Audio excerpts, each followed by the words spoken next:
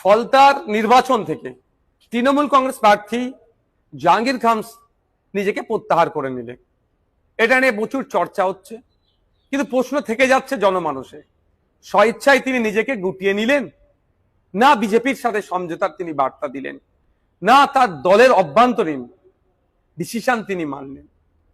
এই বিষয়ে উত্তর সময় কিন্তু কথা বলবে, উত্তর দেবে।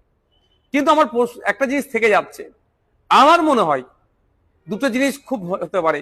একটা হচ্ছে বিজেপিকে সমঝোতার বার্তা, যে বিজেপির নেতৃত্ব, যে বর্তমান মুখ্যমন্ত্রী শুভেন্দু অধিকারী মহাশয় জাহাঙ্গীর খান সাহেব সম্পর্কে যে কথা বলেছেন, তিনি সেই বার্তা দেওয়া যে আমি তোমাদেরই লোক, তোমাদেরকে সুযোগ করে দিলাম। অথবা এটা হতে পারে তৃণমূল বিজেপিকে নতুন করে সুযোগ করে দিচ্ছে।